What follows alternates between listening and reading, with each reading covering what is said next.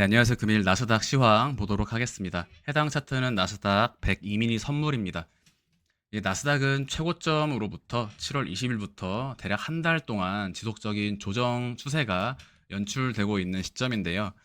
일단 매매 복귀를 해보면 최고점 부근으로부터 첫 번째로는 삼각수렴의 가능성을 보았었고, 추세선 상단에서 일단은 맞고 떨어지는 형태로 이 자리에서 일단은 조정을 말씀을 드렸었습니다. 그래서 이러한 삼각수렴에 대해서 말씀을 드릴 때 일단은 추세선 상단 부근에 저항을 맞고 떨어지는 형태에 대해서 말씀을 드리고, 두 번째로는 이 자리 전체가 삼각수렴이 아니라 전체를 A, B, C로 내리게 된다면 C 하락으로 조정 파동이 연출되게 된다. 예, 그러한 과정에서 일단 첫 번째로 추세선 하단에 이탈이 나오는 삼각수렴의 규칙 지점의 이탈을 확인함으로써 C 하락의 조정이 컨펌이 된 것인데요. 전체적으로 이러한 ABC의 파동이 중파동이냐 소파동이냐가 관건이었던 지난 약 2주간이었습니다. 그러면서 A, B, C 조정 파동이 전체를 C가 어디서 마무리를 지을 것인가의 규칙 지점은 없기 때문에 이 부분이 앞으로 숙제가 될 것이다 라고 말씀을 드렸었고, 전체가 A, B, C로 진행이 되는 경우와 두 번째 임펄스 5파동으로 떨어지는 자리라면 반등 이후로도 추가 조정이 나갈 수 있다. 그래서 이 자리가 임펄스인지 A, B, C인지에 대해서 우리가 이후에 나오는 세부 카운팅을 통해서 확인을 해야 된다라고 말씀을 드렸었는데요. 지금 구간은 상당히 좁혀진 구간이라고 보실 수 있습니다. 그러한 근거로는 제가 일단 이 중파동의 형태, 즉 반등 파동의 형태를 통해서 그 경우의 수를 좁힐 수가 있었는데요. 흐름을 보시면 중파동은 3 또는 C에서 ABC가 진행된 이후에 반등 파동이 나갈 것이다 라고까지 지난 월요일 전체 영상에서 말씀을 드렸고, 그 조정이 이제 어제 및 오늘까지도 추가적으로 조정이 나오고 있죠.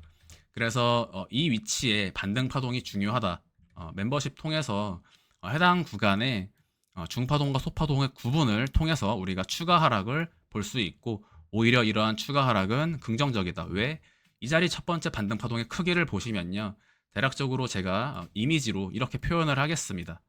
중간에 한번 튄 이 자리의 파동을 볼 때 이 녀석과 이 녀석 중에 얘가 더 크죠. 얘는 작은 파동이고요, 얘는 큰 파동입니다. 그래서 임펄스로 빠지는 자리라면 1, 2에서 3, 그리고 4파동 역시 2파와 비슷한 크기로 좀 더 기간을 주고 떨어졌어야 하는데, 이 자리가 짧게 주고 바로 내리꽂았기 때문에 이 자리는 중파동의 종결 지점이 아니다. 즉 임펄스 4파 반등이 아니라 이 자리 전체는 아직도 C가 끝나지 않은 것이다. 중파동 C를 이 자리에 부여할 수 없다라는 뜻입니다.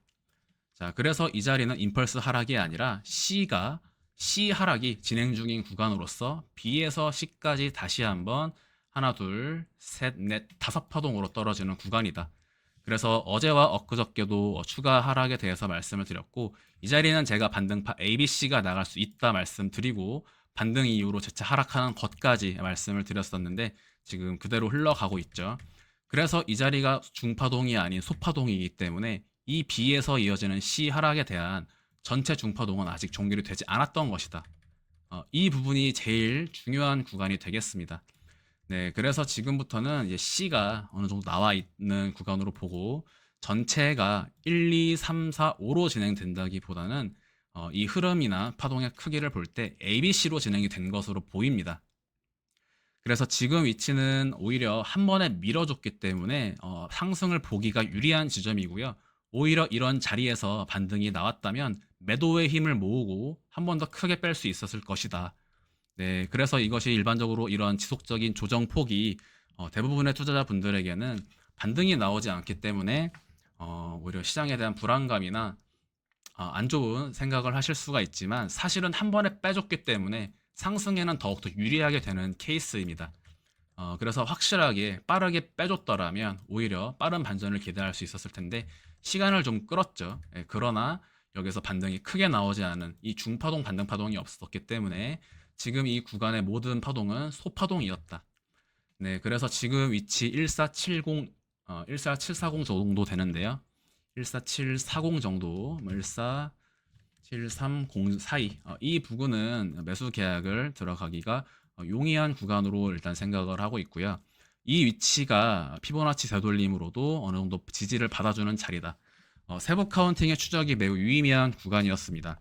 그래서 우리가 보아왔던 C가 어디서 끝날 것인가에서 이 자리 반등 이후 재차 하락하는 패턴이 크기가 차이를 보여줌으로써 이러한 매매 패턴은 과거에도 몇 번 나왔죠.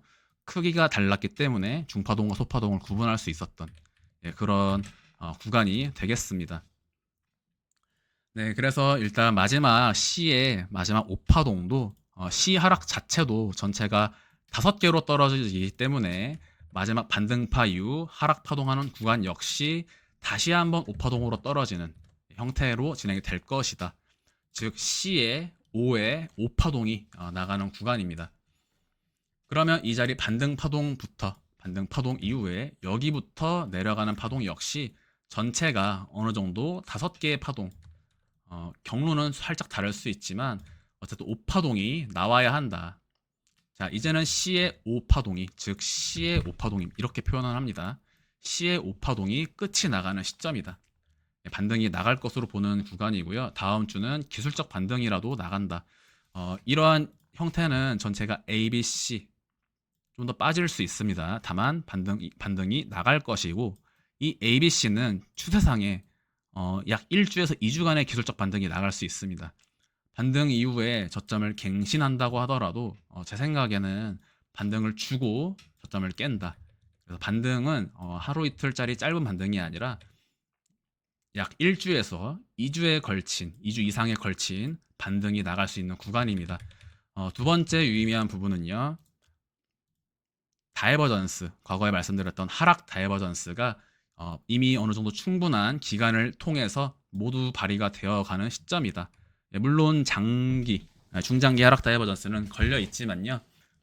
그것은 이제 단기 추세에는 큰 영향을 주지는 않습니다. 이미 그 히든 다이버전스, 히든 하락 다이버전스, 중장기상의 수년간의 다이버전스는 이미 걸려있는 상태로 이러한 상승이 나온 것이기 때문에 지금 영상에서 당장 여러분들이 고려하실 필요는 없다라고 생각이 들고요. 그래서 나스닥의 반등을 보기 때문에 달러 인덱스를 살펴보는 것이 중요하겠죠. 달러 인덱스는 추세선 상단까지 상승을 말씀을 드렸었고 중장기 추세 자체는 여전히 상방으로 보고 있다. 여기서 저점을 깨는 카운팅이 오히려 더 어렵다라고 말씀을 드렸었는데 중요한 부분은 달러 인덱스와 지수가 반드시 연동되는 것은 아니다라는 점, 그리고 중장기적인 관점 영상을 제가 따로 올려드리겠습니다. 단기적으로는요, 추세선 상단을 지금 저항을 맞는 구간이다. 상승분에 대한 되돌림, 즉 저항을 맞고 떨어지는 형태가 9월 초중순까지 달러 인덱스의 하락 추세가 나올 수 있기 때문에 이 기간 동안 증시 역시 반등을 도모할 수 있다.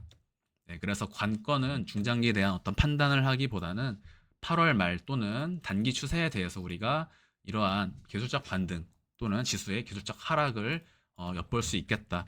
돌파가 나가면 추세가 좋지 않겠죠. 하지만 지금은 추세선 상단을 맞고 떨어질 수 있는 위치다. 그리고 나스닥의 개별 카운팅이 C의 5파동을 모두 어느 정도 만족으로 해가는 위치로 보기 때문에 상승을 보겠다. 반등은 최소 ABC 반등이 나갈 수 있습니다.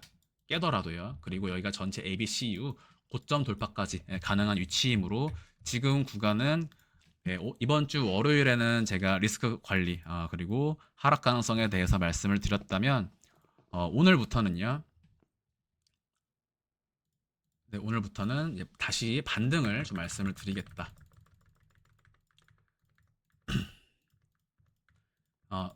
이전 영상들에서는 제가 이제 매도에 대해서 말씀을 드렸다면 사실 오늘은 다계약 매수를 좀 말씀을 드리고 싶은 그런 날이긴 합니다. 리스크는 잘 관리하시길 바라고요.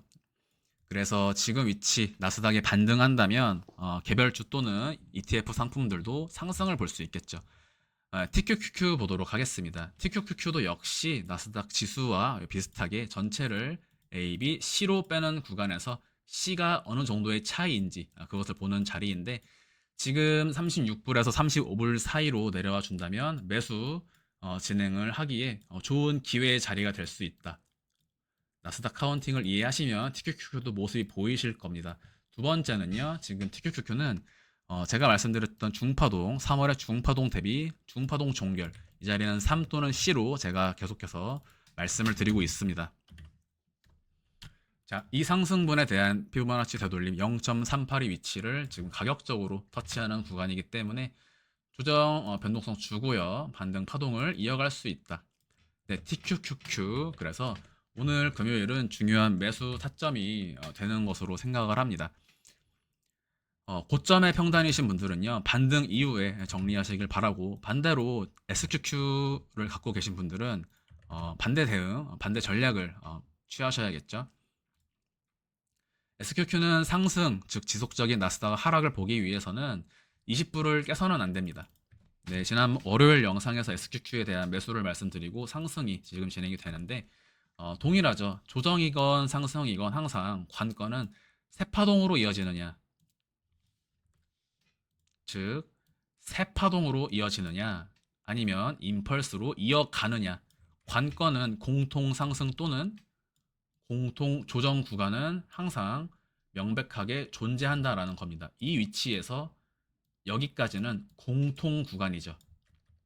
네, 이런 부분 계속해서 표현을 드리고 있다라는 점 기억을 해주시면 좋을 것 같고, 자, 그래서 SQQ는요, 이제부터는 20.3불을 하방 이탈해서는 안 됩니다. 그러면 이 종목 지금 평단을 잘 잡으신 분들 같은 경우에는 매도를 취한다라기보다 우리가 기준점을 하나 예약 매도가를 설정함으로써 홀딩하는 전략을 취할 수 있다. 상승 관점, 하방 관점 각각의 어떤 포지션에 따라서 대응이 다를 테지만 이 구간은 사실 기준점 잡기 용이한 구간이죠. 인덱스가 일단 떨어지는지를 보시기 바라고요. 상승이건 하락이건 지금 구간은 기준점, 캔들을 보시고 기준점을 잡으셔야 됩니다. 네, 그래서 전체가 기술적 반등 구간이었다면 SQQ 역시 9월 및 10월까지 반등 파동 만들고 재차 하락할 수 있는 가능성이 없지 않기 때문에 넉넉히 마냥 기다리시기만 하면은 분명한 리스크가 있는 구간이라고 볼 수 있겠습니다. 종합지수 기준으로는 13,200에서 13,300, 13,100 정도, 13,000 초반에 올수록 매수 타점이 되고 한 번에 뺄 수는 없습니다. 항상 기술적 반등이 나오게 되고요. 상승에도 무한한 우상향은 없듯이 조정들이 항상 나오죠. 네, 상승 하락에도 항상 반등이 나올 것이다. 예, 반등은 나올 겁니다. 그래서 이 부분이 중요하다. 네, 그래서 전체가 일단은 A, B, C로 떨어지는 형태로 본다라는 점 말씀을 드리면서 영상 마무리하도록 하겠습니다.